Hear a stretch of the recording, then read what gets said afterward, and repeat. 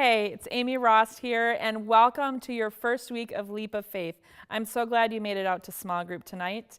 I'm going to just introduce tonight what we're going to be doing for our Leap of Faith during this Lent season. If you're not familiar, Lent is a season of the year that leads up to Easter, the 40 days up to Easter, and it's just a time of year at BRV where we call the season Leap of Faith, and as together as a church, we try to all pull in the same direction. So we're going to be trying to grow in our faith and engaging in spiritual practices to help us do that. Mark is going to be teaching from the book of Hebrews, chapter 11. So each week, the sermon is going to relate to that, and then you're going to have things to follow up in our Leap of Faith guide, just to reflect on that and then talk about it at your small groups.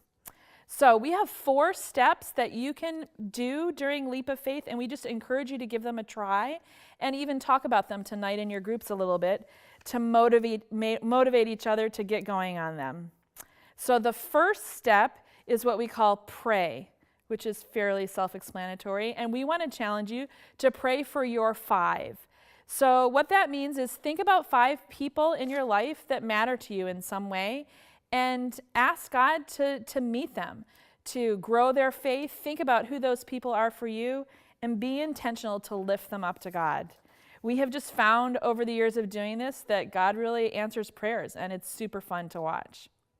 Okay, the second one is to engage in Scripture. So we're going to challenge you to do 2 things. The first one is, how about you try reading the scripture that Mark's going to be preaching on every week? It's the same one, Hebrews chapter 11. It's in the New Testament, and we'd love to challenge you just to read it one time during the week.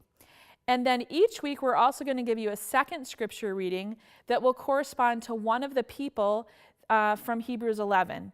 And we'll be looking at their backstory, which can be found in different places in the Old Testament. And I just love to encourage you to be intentional to do that.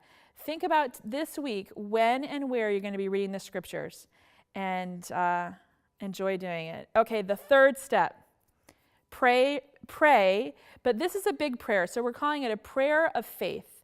So what we mean by that is think about something that would actually require some faith for you to even pray it. Maybe it's for yourself. Maybe it's just a heart cry for your community or your family. Pray for something big. And we'd love to challenge you to write it down and tell a friend about it. Maybe tell somebody in small group. And we're going to just trust God that He's going to answer our prayers and build our faith together as we show Him responding to our big heart cries of prayer.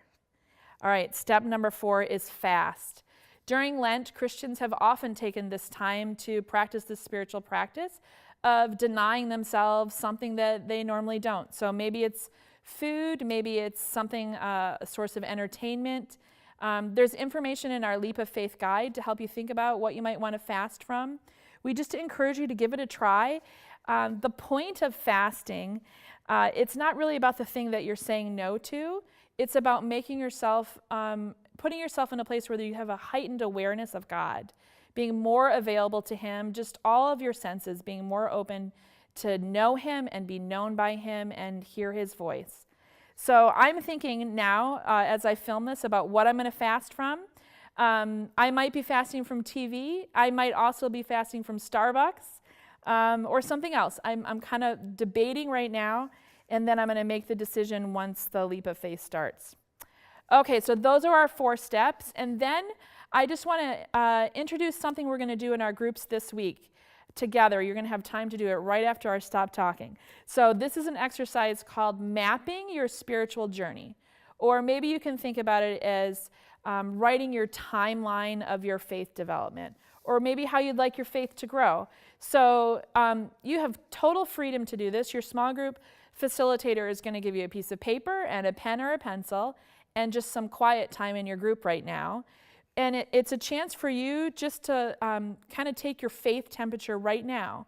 Where is your faith? And as you look back in terms of how it's been formed through your childhood, over time, you can just sort of get a sense of how your faith has grown and what you're looking forward to God to do in that. So I'm going to give you a little example, and then you're going to get a chance to try it. So here's mine.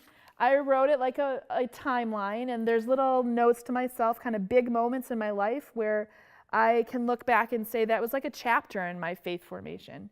I'll give you a couple examples so you get the idea, and then you guys can do your own. So the first one here is me as a kid. I just drew a heart because that's my sense of what it felt like to know Jesus, to be in church, to snuggle with my dad in the pews. That just kind of represents what my faith formation as a child was. There's a couple other ones along the way. A moment in youth group where my youth pastor had a different view of Scripture than my mom. When I was 15, it kind of set me off on a wondering about how do I know who God is and who do I trust to teach me about that. And there are just other ones along the way. The first time that I heard God speak to me, past when I was a kid. The first time the Bible was really like highlighted to me, a scripture just popped off the page. So that's some of my journey. I hope that you'll take time to do that and enjoy sharing them together. Right now, your small group leader is going to help you break up and talk about your faith map, and I just bless you in that time. Have a great time, and next week, week 2, you'll see Mark Tyndall on the screen.